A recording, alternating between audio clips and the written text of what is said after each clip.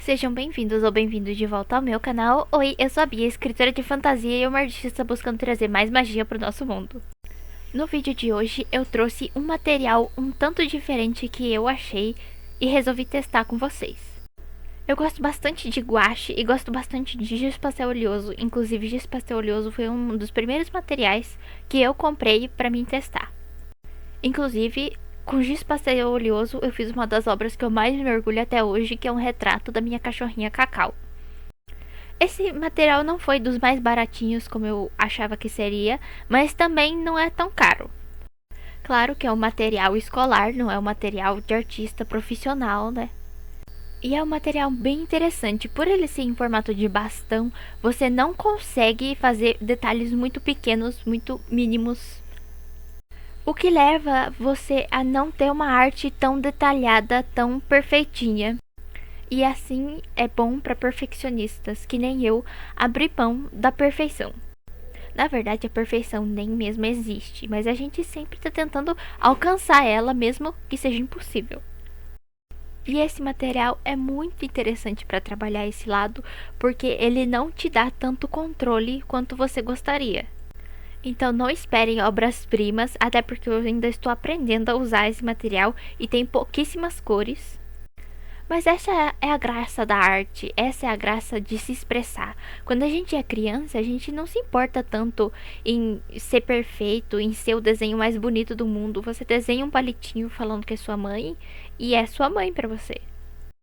E acho que às vezes tudo que a gente precisa depois que a gente cresce mesmo é de um momento pra gente se expressar como a gente se expressava quando era pequeno.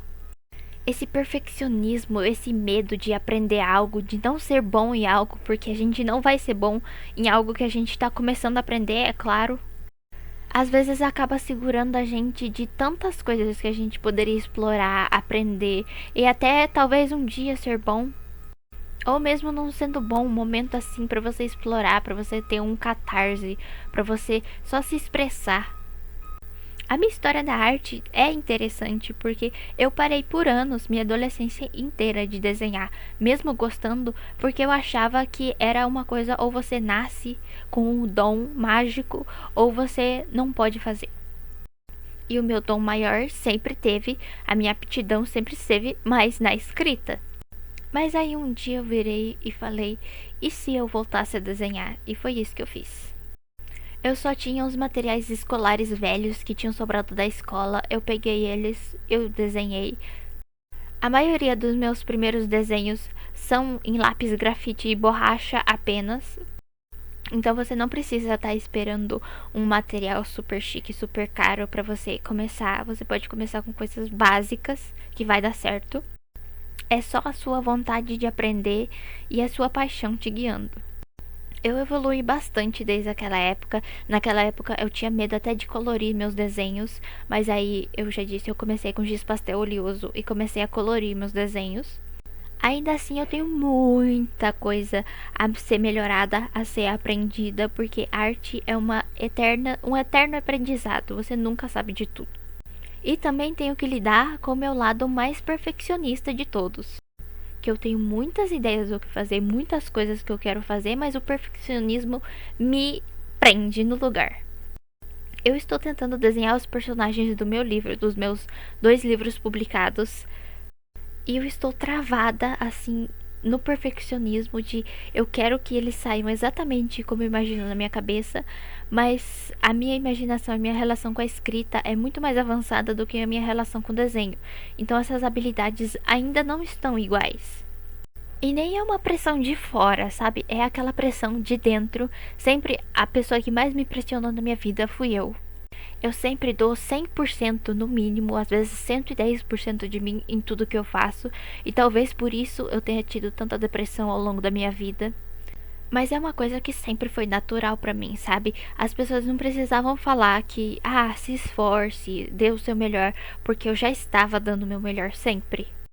O que fazia com que, às vezes que eu tava dando o meu melhor e não conseguia, e as pessoas falavam, se esforce mais na próxima vez, muito piores, porque, tipo, eu já tinha esforçado o meu máximo. Nas artes que eu fiz hoje, eu me esforcei bastante, inclusive eu refiz uma, vocês vão ver no vídeo.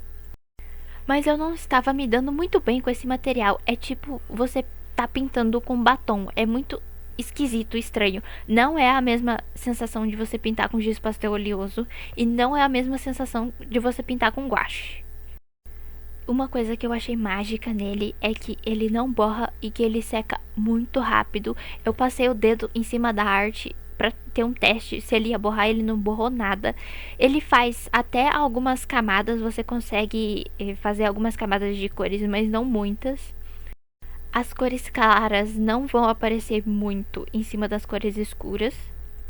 Ele não é uma mídia completamente opaca.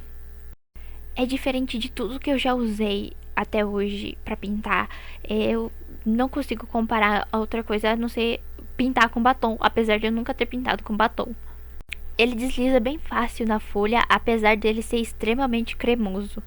Eu achei ele um material muito legal para você explorar, para você desapegar um pouco do perfeccionismo, para você explorar novas coisas, apesar de ter poucas cores. Achei um material legal tanto para as pessoas mais velhas que querem explorar as cores, fazer algumas artes, quanto para quem tem criança. Eu acho que é muito legal para quem tem criança, que é um material muito fácil de você pegar na mão e ele tem um pigmento muito bom.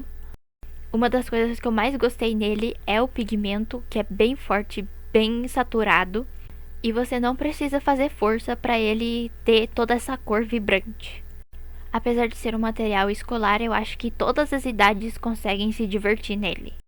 Você só tem que aprender muito mais como o material funciona. Eu tentei pintar das sombras para as partes de luz, como eu faço geralmente com o giz pastel oleoso, mas acabou que não funcionou. Eu não gostei do resultado, então eu pintei primeiro a cor base e depois fui colocando as sombras, e eu achei que ficou um pouco melhor. Eu fiz as artes num papel de 140 gramas, mas os testes foram num papel sulfite e ele foi até que bem. Eu testei misturar com um pouco de lápis de cor para fazer contornos e até que deu certo. Você até consegue fazer uma certa mistura de cores, mas não pode contar 100% com isso para sua arte final. Acho que esses são os principais pontos. Eu gostei bastante, me diverti muito no processo, apesar de não ter amado os resultados. Esse foi o vídeo, espero muito que tenham gostado. Deixe o seu like para apoiar o meu canal, vai me ajudar muito. Se inscrevam para mais livros e arte e vejo vocês no próximo vídeo. Tchau!